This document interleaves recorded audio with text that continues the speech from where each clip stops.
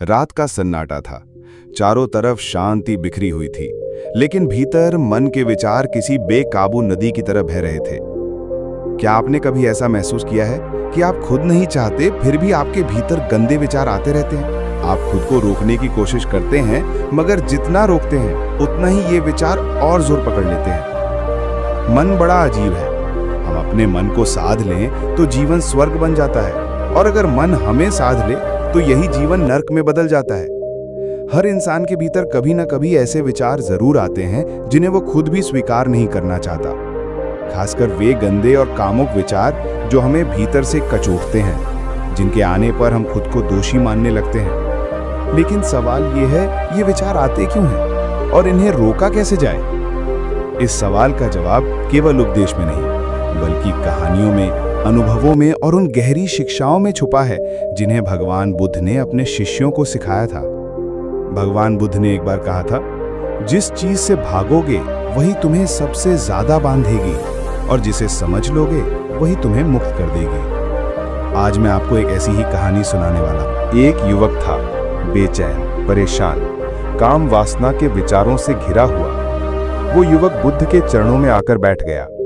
उसकी आंखों में थकान थी, चेहरे पर उदासी और भीतर असहायता का बोझ। उसने कांपती आवाज में कहा, गुरुवर, मैं नहीं चाहता कि मेरे मन में ये गंदे कामुक विचार आएं, लेकिन चाहकर भी उन्हें रोक नहीं पाता। स्त्रियों को देखते ही मन बहकने लगता है। मेरी ऊर्जा, मेरा समय, सब इन विचारों में ही नष्ट हो जाता है। मैं शांति चाहता हूं, पर शांति कहीं मिलती ही नहीं। मन बार बार मुझे खींच ले जाता है। क्या मैं दोषी हूं? क्या मैं पापी हूं? बुद्ध ने युवक की ओर देखा और हल्की सी मुस्कान दी। वो मुस्कान वैसी थी जैसे अंधेरी रात में अचानक कोई दीपक जल जाए। उन्होंने धीरे से कहा, क्या तुम्हें पता है कि काम वासना होती क्या है? युवक चौंका। उसने सिर झुकाते हुए कहा, गुरुवर, मैं बस इतना जानता हूं कि यह बहुत बुरी चीज है, यही मुझे बर्बाद कर रही है। बुद्ध शांत स्वर में बोले, नहीं, ये बुरी नहीं है, समझ की कमी बुरी है। काम वासना कोई अलग चीज नहीं, बल्कि तुम्हारे भीतर की एक आवश्यकता है। जैसे प्यास का होना बुरा नहीं है, पर गंदा पानी पीना बुरा है, वैसे ही वासना का होना बुरा नहीं है, पर उसका गलत प्रयोग करना बुरा है। युवक ध्यान से सुन रहा था। पहली बार उसे लगा कि शायद उसने काम वासना को गलत समझ लिया है। बुद्ध आगे बोले, अगर तुम्हें धन की कमी होगी तो तुम्हारे भीतर धन पाने की वासना उत्पन्न होगी। अगर मान सम्मान की कमी होगी तो तुम सम्मान की तलाश करोगे, और जब शरीर में ऊर्जा और आकर्षण होगा तो काम वासना उठेगी। यह स्वाभाविक है, ये किसी से आती नहीं, बल्कि तुम्हारे भीतर ही है, और इसका होना आवश्यक भी है, क्योंकि इसी से जीवन का विस्तार होता है। युवक ने झिझकते हुए पूछा, गुरुवर, जब यह स्वाभाविक और आवश्यक है तो फिर लोग इसे गलत क्यों मानते हैं? क्यों कहते हैं कि यह गंदा है? बुद्ध मुस्कुराए, लोगों की समस्या यही है, वे समझे बिना ही चीजों को अच्छा बुरा ठहरा देते हैं। काम वासना को दबाने की कोशिश करते हैं, छुपाते हैं, और इसी दबाव से वो और प्रबल हो जाती है। गलती काम वासना की नहीं है, गलती उसके गलत उपयोग की है। फिर बुद्ध धीरे धीरे युवक को एक प्रसंग सुनाने लगे। बहुत समय पहले की बात है। एक शांत आश्रम था जो हरे भरे जंगलों और स्वच्छ नदी के तट पर बसा हुआ था। उस आश्रम में गुरु और उनके अनेक शिष्य साधना किया करते थे। शिष्य रोज गांव में भिक्षा लेने जाते, फिर लौटकर ध्यान, सेवा और अध्ययन में लग जाते। आश्रम का जीवन बड़ा ही सरल और अनुशासित था। सब कुछ एक तालमेल में चलता था। लेकिन एक शिष्य था, उसका मन बेचैन होने लगा था। एक दिन वो शिष्य भिक्षा लेने गया। रास्ते में एक नदी पड़ती थी। जैसे ही वो नदी किनारे पहुंचा, उसने देखा कि एक किशोर लड़का पेड़ के पीछे छिपा खड़ा है। उसकी आंखें चौकन्नी थीं और चेहरा उत्साहित। उसने आश्चर्य से पूछा, भाई, तुम इस पेड़ के पीछे क्यों छिपे हो? क्या कर रहे हो यहाँ? लड़का हंसते हुए बोला, अरे, तुझे नहीं दिखता क्या? जरा उधर देख, वो नदी में पानी भरती लड़कियां क्या अप्सराओं जैसी लगती है ना? देख कैसे उनके कोमल हाथ मटके को उठाते हैं, कैसी उनकी पतली कमर लहराती है, उनके बालों की लटें कैसे हवा में झूल रही हैं। वाह, ये तो स्वर्ग जैसा दृश्य है। शिष्य ने पहले तो अनदेखा किया, पर जैसे ही उसकी नजर नदी की ओर गई, उसका मन चंचल हो उठा। अब तक वो उन लड़कियों को केवल साधारण दृष्टि से देखता था, लेकिन अब अचानक वही दृश्य उससे अलग तरह से दिखने लगा। उसके भीतर एक हलचल हुई। उसने सोचा, मैं ये क्या देख रहा हूं? क्यों मेरे मन में ये भाव उठ रहे हैं? वो जल्दी से वहां से भाग आया, लेकिन दृश्य वही नहीं रुका। आश्रम लौटकर भी उसका मन बार बार वही दृश्य दोहराता रहा। लड़कियों की हंसी, उनके चलने का अंदाज, पानी से भीगे हुए चेहरे, सब उसके मन में बार बार उमड़ने लगता। वो परेशान हो गया। आश्रम लौटकर भी उसका मन बार बार वही दृश्य दोहराता रहा। लड़कियों की हंसी, उनके चलने का अंदाज, पानी से भीगे हुए चेहरे, सब उसके मन में बार बार उमड़ने लगता। वो परेशान हो गया। अब न ध्यान में मन लगता, न सेवा में। वो बेचैन रहने लगा। रातों को करवटें बदलता, दिन में मन कहीं और डोलता। गुरु ने ये सब भांप लिया। वे जानते थे कि मेरा शिष्य मार्ग से भटक रहा है। एक दिन गुरु ने उससे कहा, शिष्य, आज से मैं भी तुम्हारे साथ भिक्षा लेने चलूंगा। शिष्य घबरा गया। नहीं गुरुदेव, इसकी क्या जरूरत है? मैं अकेला ही भिक्षा ले आऊंगा। गुरु मुस्कुराए। अच्छा ठीक है, तुम अकेले ही जाओ। लेकिन गुरु चुपचाप उसके पीछे पीछे चल पड़े। थोड़ी दूर जाकर उन्होंने देखा कि उनका शिष्य पेड़ के पीछे खड़ा है। वही लड़का साथ है और दोनों मिलकर नदी में पानी भरती लड़कियों को देख रहे हैं। गुरु ने पास आकर आवाज लगाई, शिष्य, आज तुम इन लड़कियों से ही भिक्षा क्यों नहीं मांग लेते? ये सुनते ही शिष्य के होश उड़ गए। उसका चेहरा लाल हो गया, पसीना छूटने लगा, जैसे कोई अपराधी रंगे हाथ पकड़ा गया हो। वो कांपने लगा और बोला, गुरुदेव, मुझसे गलती हो गई। ये सब उस लड़के के कारण हुआ, लेकिन मैं वादा करता हूं आज के बाद ऐसा कभी नहीं करूंगा।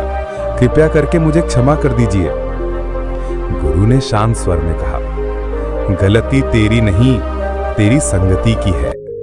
जैसी संगति होगी वैसे ही विचार होंगे। बुरी संगति बुरे विचार लाएगी और अच्छी संगति अच्छे विचार। याद रखो, मन वही बनता है जैसी संगति उसे मिलती है। शिष्य सिर झुकाकर रोने लगा। उसने निश्चय किया कि अब वो इस राह पर नहीं जाएगा। उस घटना के बाद शिष्य ने ठान तो लिया कि अब वो उस लड़के के साथ नहीं जाएगा और उन लड़कियों की ओर नहीं देखेगा। लेकिन मन के भीतर जो बीज बो दिया गया था, वो आसानी से शांत कहाँ होता है। जब वो आश्रम में बैठकर ध्यान करता तो अचानक वही दृश्य सामने आ जाता। लड़कियों की हंसी, उनके चलने का अंदाज, पानी से भीगे हुए चेहरे, सब उसके मन में बार बार उमड़ने लगता। वो परेशान हो गया। गुरुदेव ने तो कहा था बुरी संगति छोड़ दो, मैंने छोड़ दी। लेकिन ये मन, ये तो अपने आप ही भागता है उस ओर। मैं क्या करूं? मैं इसे कैसे रोकूं? उसके चेहरे पर चिंता की रेखाएं गहरी हो गई। धीरे धीरे उसका चेहरा मुरझाने लगा। गुरु ने एक दिन शिष्य को देखा और मुस्कुराकर बोले, शिष्य, तेरे चेहरे पर यह उदासी क्यों? क्या ध्यान में प्रगति नहीं हो रही? शिष्य ने हाथ जोड़कर कहा, गुरुदेव, जब भी मैं आंखें बंद करता हूं वही दृश्य सामने आ जाता है। मैं कितने भी कोशिश करूं, मन को रोक ही नहीं पाता। आप ही कृपा करिए, मुझे मार्ग दिखाइए। गुरु ने गंभीरता से उसकी ओर देखा और बोले, कल सुबह तो मेरे साथ नदी किनारे चलना। अगले दिन सुबह सुबह गुरु और शिष्य नदी किनारे पहुंचे। वहां से गांव की ओर जाती कई छोटी छोटी नालियां थीं, जिनमें से पानी बहकर खेतों की ओर जाता था। गुरु ने शिष्य से कहा, देख, नदी का पानी एक साथ बह रहा है, पर नालियां उसे खींचकर इधर उधर ले जा रही हैं। परिणाम यह है कि खेतों में पानी तो पहुंचता है, लेकिन नदी का प्रवाह कमजोर हो जाता है। फिर गुरु ने उसे समझाया, इसी तरह जब मन के विचार बहुत सारी दिशाओं में भागते हैं, कभी आकर्षण की ओर, कभी इच्छाओं की ओर, कभी भय की ओर, तो उसकी शक्ति कमजोर हो जाती है। अगर तू इन नालियों को बंद कर दे तो सारा पानी नदी में रहेगा और उसका प्रवाह प्रबल होगा। उसी तरह जब तू विचारों की नालियां बंद कर देगा, तब तेरा मन एकाग्र होगा और शक्तिशाली बनेगा। शिष्य ध्यान से सुनता रहा। उसके हृदय में बात उतरने लगी। गुरु ने फिर शिष्य को नदी के उस स्थान पर ले गए जहां बड़े बड़े पत्थर पानी के बीच अटके हुए थे। उन पत्थरों से पानी का प्रवाह बाधित हो रहा था। गुरु ने कहा, अब देख, यहाँ पत्थर रास्ता रोक रहे हैं, इसलिए पानी बंटकर छोटी छोटी धाराओं में बह रहा है। नदी की गति धीमी हो गई है। अगर इन पत्थरों को हटा दिया जाए तो सारा पानी फिर से एक दिशा में तेजी से बहने लगेगा। शिष्य ने पूछा, गुरुदेव, ये पत्थर किसका प्रतीक हैं?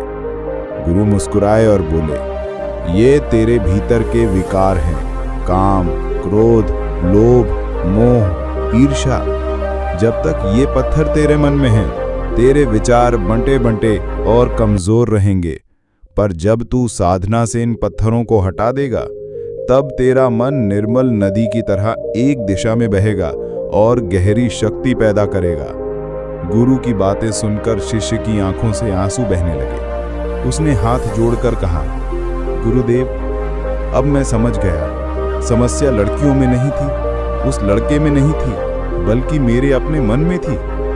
मेरे भीतर ही वो नालियां हैं जो विचारों को भटका देती हैं, और मेरे ही भीतर वो पत्थर हैं जो प्रवाह रोक देते हैं। अब से मैं इन्हें हटाने का प्रयत्न करूंगा। गुरु ने शिष्य के सिर पर हाथ रखकर आशीर्वाद दिया। स्मरण रखो शिष्य, मन वही बनता है जिस पर वो टिकता है। जिस विषय पर बार बार ध्यान जाता है, मन वैसा ही रंग पकड़ लेता है। अगर तू कामनाओं पर टिकेगा तो मन कामी बनेगा। अगर तू ईश्वर पर टिकेगा तो मन ईश्वर मच बन जाएगा। चुनाव तेरे हाथ में है। अगली सुबह गुरु ने शिष्य को बुलाया और कहा, आज से तू एक अभ्यास करेगा। जब भी मन में कोई विचार उठे, उसे दबाने की कोशिश मत करना, बस उसे देखना, जैसे आकाश में बादल गुजर जाते हैं। शिष्य ने पूछा, गुरुदेव, अगर कोई कामना का विचार आ गया तो? गुरु हंसते हुए कहा, तो भी बस देखना, मत कहना कि ये अच्छा है या बुरा है। जैसे नदी किनारे बैठा व्यक्ति पानी की लहरों को देखता है, वैसे ही मन की लहरों को देखना। याद रख, तू विचार नहीं है, तू विचारों का साक्षी है। उस दिन से शिष्य ने अभ्यास शुरू किया। पहले जब भी स्त्रियों की छवि मन में आती, वो घबरा जाता, लेकिन धीरे धीरे उसने सीख लिया कि विचार को सिर्फ देखना है। कुछ दिनों बाद उसे महसूस हुआ कि विचार आते हैं, टिकते हैं और फिर बिना उसके कुछ किए अपने आप मिट जाते हैं। कुछ समय बाद गुरु ने एक नया अभ्यास दिया। जब भी तेरे मन में बुरे विचार आएं, तुरंत उनका स्थान बदल देना।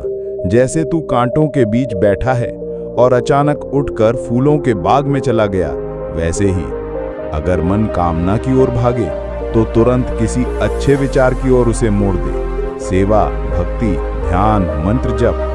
मन खाली नहीं रह सकता, या तो वो विकारों में लगेगा या सद्गुणों में। तेरे पास चुनाव है।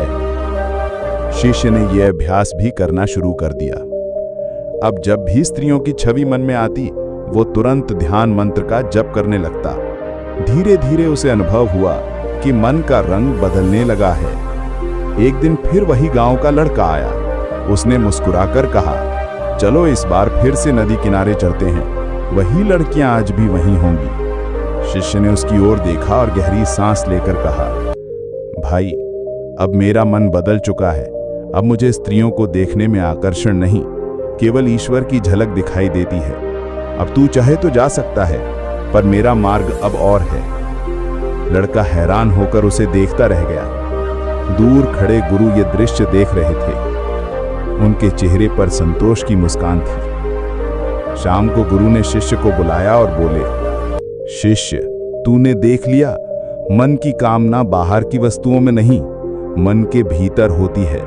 स्त्रियां वहीं थी, दृश्य वहीं था, लेकिन पहले तेरे मन ने उसमें वासना देखी।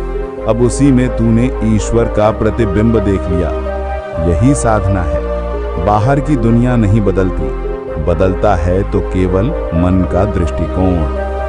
गुरु ने शिष्य के कंधे पर हाथ रखकर कहा, अब तू जान चुका है कि सच्चा ब्रह्मचारी वो नहीं जो स्त्रियों से भागे, बल्कि वो है जो स्त्रियों को भी माँ, बहन, देवी और ईश्वर के रूप में देख सके। तू वही बन गया है और अब तेरा मार्ग स्पष्ट है। शीशी की आंखें भर आईं। उसने गुरु के चरणों में सिर झुका दिया। ये कथा हमें सिखाती है कि असली लड़ाई बाहरी वस्तुओं से नहीं बल्कि अपने ही मन से है। मन के भीतर उठने वाले गंदे विचार किसी गंदगी की तरह नहीं बल्कि बहते हुए पानी की तरह है। उन्हें रोका नहीं जा सकता, केवल दिशा दी जा सकती है।